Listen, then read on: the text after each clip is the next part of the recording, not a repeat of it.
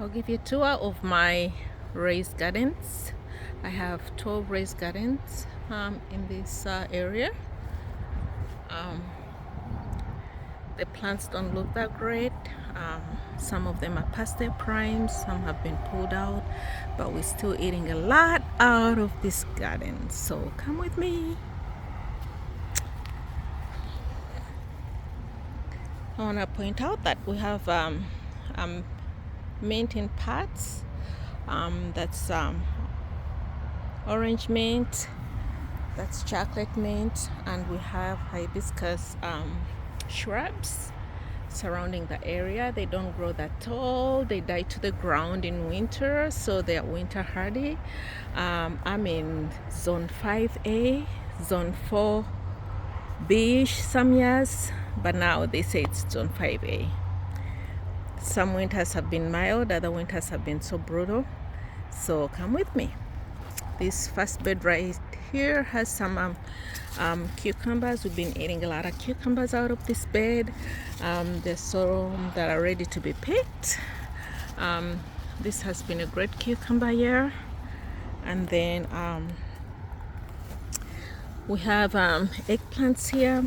We have a lot that are ready. They're leaning over. I have different varieties. I did not keep track of the varieties of eggplants this year. But there are so many, I don't think I'll be able to, I don't know if I'll stake them, I'll see. But yeah, that's, I think I have like 6 eggplant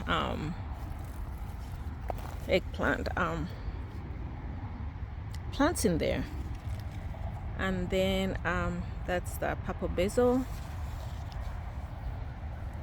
I do have a cherry tomato trellised up there between the 2 raised gardens, and then that's another cherry tomato. And then I do have different kinds of peppers. I believe this is the habanada, the no heat habanero. And then I have some other cherry tomatoes here.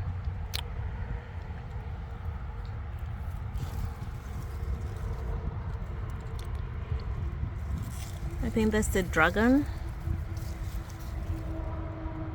pepper. Oh no, it's the shishito. There's so many that are ready to be picked.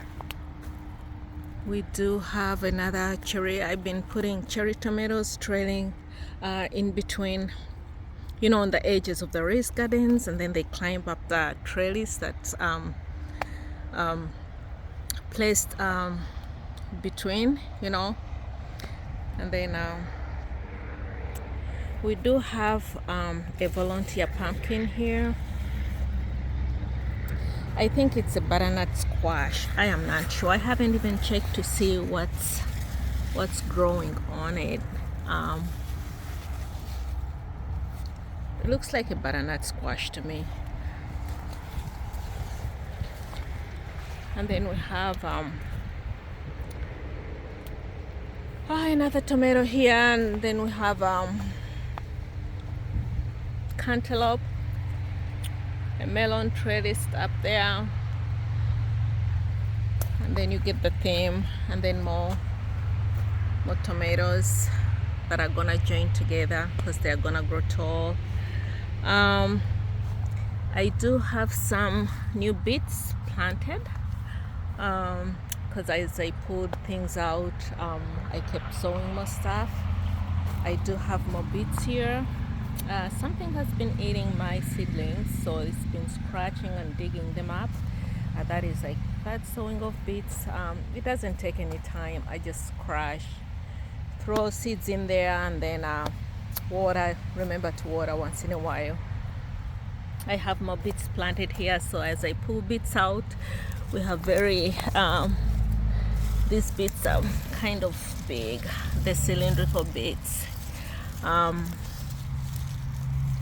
There's a lot in there, and they're quite big. I think I'll have to pull them out and plant new ones. Some are bigger than others, but yeah, that's a lot of beets. And I do have more beets over there that are gonna get ready a little bit later because I sowed them at different times.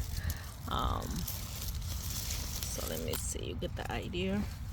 And then I have a volunteer tomato that I just laid because it's at the edge of the bed. I just let it sprawl on the wood chips on the other side too. Yeah, these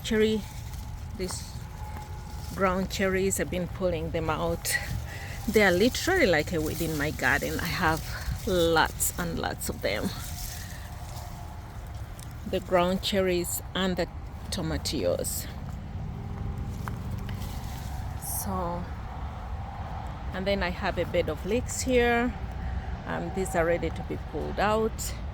I already have seedlings that are gonna go in. I'm gonna cut them up and put them out for storage and in the refrigerator or do something with them. I have in another bed here cherry tomatoes. Got lots of cherry tomatoes. And then in this bed here I have new planted beets. I covered them up because like I said, there is something that's eating my stuff. And of course I think it's pigeons and other birds that are pecking at the at my Swiss chard. I have new plantings of cucumbers. I have more cucumbers here because I know the other ones are on their last leg. This cucumber here is on its last leg. It's there's just a few left and I'll be pulling it out soon, so still have a few cucumbers there, but this cucumber has done its job. We've had a lot of cucumbers from here, lots and lots of cucumbers. And then I have beans. I don't know if those will be ready in time before the frost. They are, of course, the climbing beans. I have more cucumbers there. This bed is gonna be planted with fall stuff like broccoli and kohlrabi, broccoli, and other winter veggies. Then we're gonna go to this other bed. I have again cherry tomatoes. I try to put tomatoes on the edges so they can, as you see, that's the first bed, the first row of beds. Those are 4 beds we saw. These are other 4 beds right here. So you see the theme. Those are cherry tomatoes. These are cherry tomatoes, and then behind me will be cherry tomatoes too. And then this is another basil. This one does not bolt. I think it's the tower something basil. I'm not good with plant names and I keep planting them every year. I know what they are, but I have so much going on. I have a full-time job. This is like a healthy hobby that I just love, planting stuff and stuff, but I'm not in the garden 24/7. So some things I know how to take care of plants and stuff, but when it comes to individual names, sometimes I don't know. Maybe next year I'll get plant tags. They will be more helpful if I'm doing tours so people can know. But anyway, I got another I have more cucumber seedlings over there. They are kind of crowded. I might separate them and put them somewhere else. Yes, more there's some slicer tomatoes. I have some slicer tomatoes somewhere in the food forest. Definitely this is just my veggie garden, but I have a whole other area that's full of stuff. And this is a tower of purple beans. This is a purple velanto something beans. Guys, don't laugh, but yeah. All right, sorry I got interrupted, but anyway, so we do have a tower of purple climbing beans there. These are These are so nice, so sweet, and these are very prolific. I like to pick them when they're a little small around here, like that size is perfect. But they are not stringy at all, so even the big ones like this are still really good. But some are overgrown. This one I'll let it mature for seeds, but yeah. So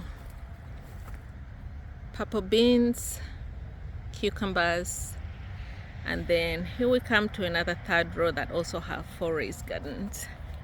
I have peppers, I have herbs, chili peppers, and then a tower of green beans. These are green. Guys, I'm sorry, I'll just have to keep tags of stuff. I keep planting the same stuff because it's so good, but I need to give you names next time. Please keep following, don't get discouraged. It's a new channel. All right, we have a tower of green beans over there, and then some chard. Of course, something keeps the birds love the chard. Of course, they're helping because I don't spray anything. Everything is organic, so they kind of help with picking off the caterpillars that are keep eating, the bugs that keep eating my other plants. But of course they like the chard too. And then I have to put some of the stuff in cages. It's getting that bad, that's a new that's some new seedlings of beets. Yeah, that's the word I was looking for. And then I have some sliced tomatoes. That's a self-sown tomato. It's just it's a volunteer. I dug it from somewhere. I was being lazy. I didn't most of these plants, actually, let me tell you, most of these plants are volunteers. So if I know I had a bed with cherry tomatoes, usually, then I'll pick from those and then plant them somewhere and distribute them. So some are doing really good, some are not. I did not start any seedlings. Like I said, I was very busy with work, kids sports and other things. So this is a volunteer tomato too. Somebody identify for me, there is something that's eating my tomatoes. I'm not sure what that is. This is the first time I've been planting tomatoes this whole time and nothing has eaten them. Anyway, so I think we have a storm coming. I hear the sirens. I'm gonna make this quick. So we have some sweet potatoes over here. They are purple sweet potatoes. We'll see if the critters don't dig them up as they get ready closer to fall. And then I have another. These are sliced tomatoes right here. They are non-ready, but as you see, the plants are very prolific. There are lots of tomatoes. So this bed right here, and then I have plantings of beets that I kind of hid in this because I love beets. They are good for you, they are healthy for you. So I put them under these lamps so that something doesn't dig them up. I did a summer sowing of carrots. As you see, the critter's been having a feast. So there it goes. I mean, something is eating the tomatoes, the ripe ones, the green ones. So I don't think it's tomato hornworm because the leaves are unaffected. Here we go. That's a bed full of sliced tomatoes. There are lots and lots of them. And then that's a chili pepper.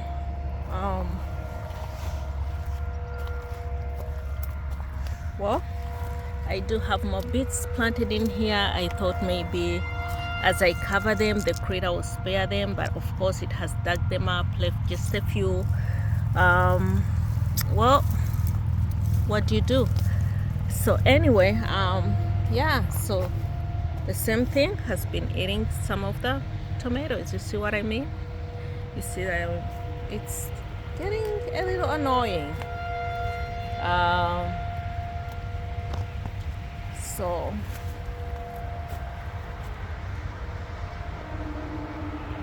so that's my trellis.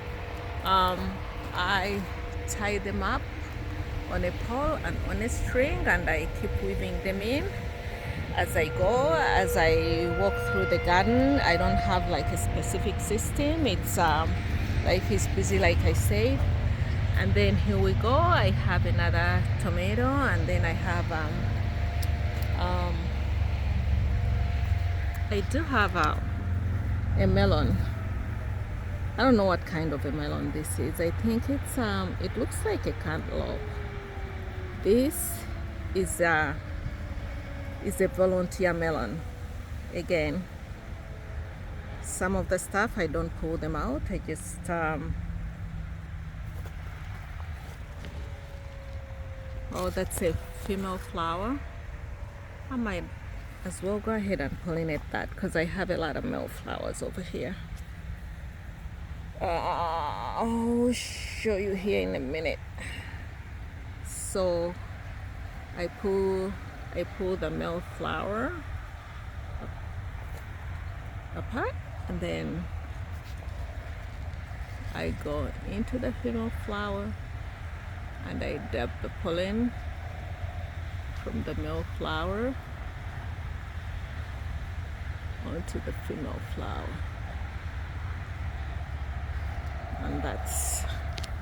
And you know it's a female flower because it has a fruit swelling at the base. You see that?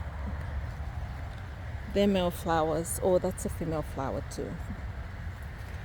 The male flowers usually don't. They look like that. There's no swelling at the base. It's just a little flower. There we go. Well, I'm at it. Sorry guys, might as well pollinate this one. Just to point out, I have a lot of pollinators here because I plant a lot of flowers. I have my own honeybees. I have native bees and bumblebees. So I don't know if these melons will be ready in time before fall. And then in this bed, I have kale. I have Lasiano kale.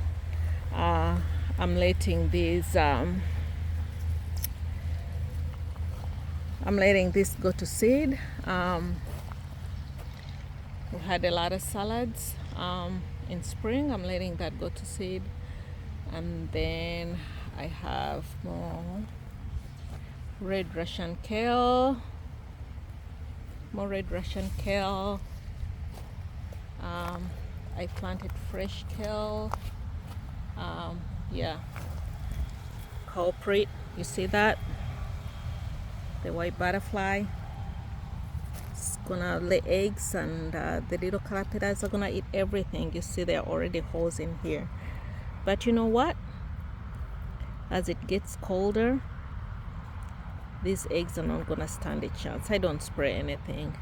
Usually I put a net over this. I never got to it. I just come. I have a watering system. I just come, harvest, and then I let things fend for themselves usually. But here we go. We have gigantic tomatoes over here. So those are slicer tomatoes. Yeah, so thanks for coming along, guys. And that's my veggie 12 raised gardens. Let's do a span.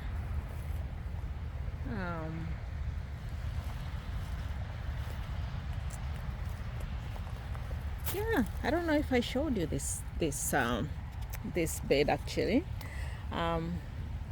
This is Swiss chard. Oh, I did, yes.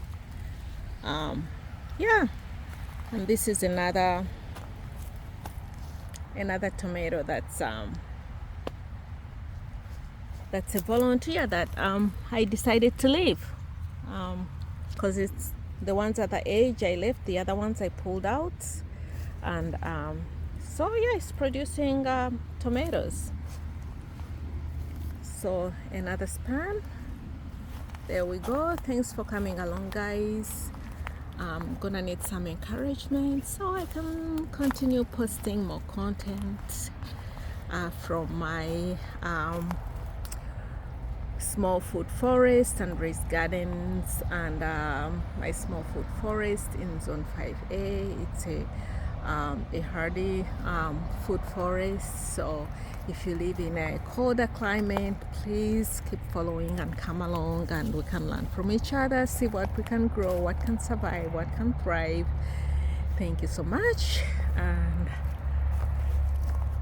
thank you. And those are my hives for honeybees. Thanks for coming along, guys.